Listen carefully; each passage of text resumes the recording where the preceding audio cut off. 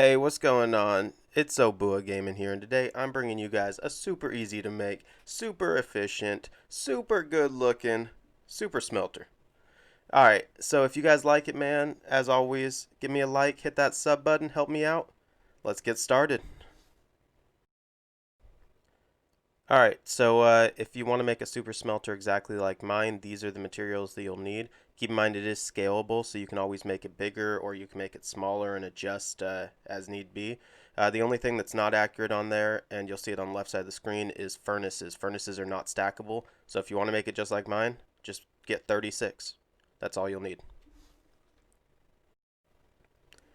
Alright, so the first thing that we're actually going to do is we're going to place down any chests that we want for a collection system. You can place down 50 chests, you can place down one chest, it doesn't really matter. I like to just do 3 double chests like this that are hooked together with hoppers. I do this with most of my farms, that way that it never really backs up, and if I don't get around to clearing it out, it's all good, doesn't matter. Then you just want to come over and stick a few hoppers off the side. I usually do about 5 just so that my chests are kind of in the center of the room. Doesn't really matter. You can come right off the side and start the super smelter. You can go 20 hoppers if you want. Again, it doesn't really matter. It's all about looks. So I put one more and then I turn it and I actually come forward 15 hoppers until you get to kind of the next corner. Once you've placed down the 15 hoppers, you're actually going to turn so that you can kind of keep this whole system like a block shape. And once you get that 15 down and you turn like this, you're actually going to go 14 more. So the initial 1 plus 14 to make 15 again. And once you get to that last turn, it's going to be only 14 on that last side. If you're looking for hoppers, you're struggling to make a bunch of hoppers, man, there's tree farms out there. I'm actually getting ready to make a tree farm video coming up within the next week or two. And I have a really awesome, really simple, crazy efficient iron farm. I'll link it in the description and maybe throw a card up on the screen right now. So once you have all that done, then it'll be time to actually add your corner blocks. Basically anywhere where there's not going to be a furnace, so you can kind of block it off. I like to do this first just because it kind of adds to that whole structure of what the whole farm's going to look like. So you hop up and you come over to the corner. I'm using iron blocks, but you can use any type of build block that you want. And I just go ahead and I place my iron blocks in the corner 3, kind of like this.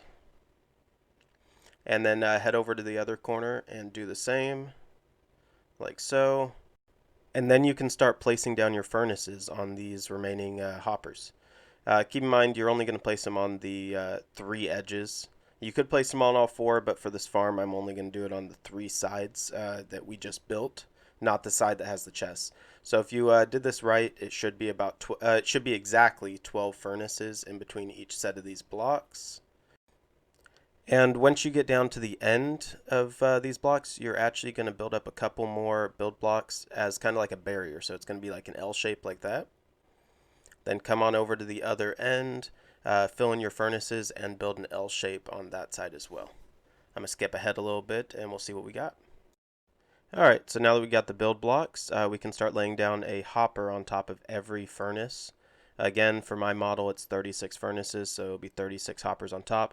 You're just going to stab the hoppers directly into the top. For those who don't know how hoppers work with furnaces, basically a hopper in the top will feed in material to be smelted, a hopper in the back will feed burning material, and a hopper out the bottom will take out the actual smelted item and deliver it somewhere.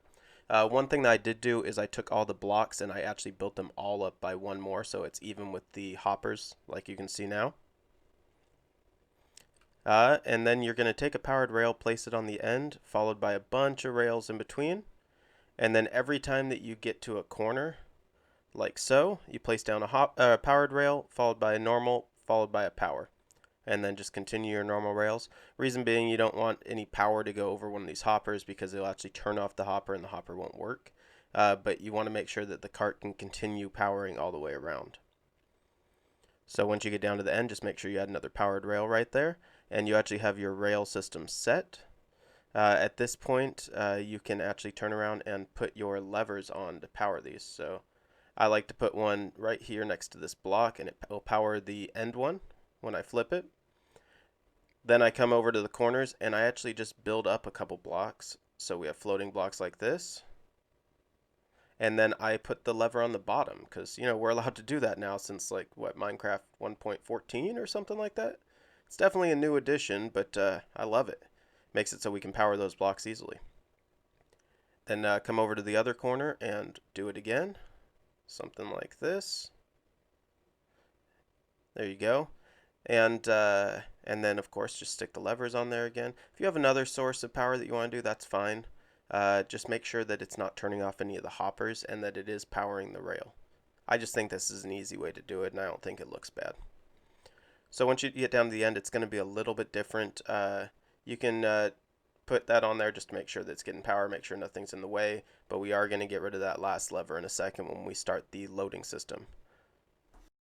Alright, so next up we're going to pull our hoppers back out, and we're actually going to stab one using the sneak button into the back side of each one of these furnaces. Like so. It may take a little bit because your guy is actually crawling really slow, but make sure that you hit the sneak button, otherwise you're just going to be opening up the furnaces. And this is actually going to be the start of our fuel system, so make sure that one is going into the back of every furnace that you have in your system, whether it's 10 furnaces or 100. Alright, I loaded it all up just to test it out. There's no fuel hooked up to it. In fact, I have two really easy to make efficient fuel farms on my page you can check out. But when everything is done smelting, you'll end up in these chests. Right around the corner here is where you would hook up your fuel system to. I usually just use a bamboo farm. I think it looks good, but let's go look at how good it can look by looking on me and my friend's West Coast Homies server.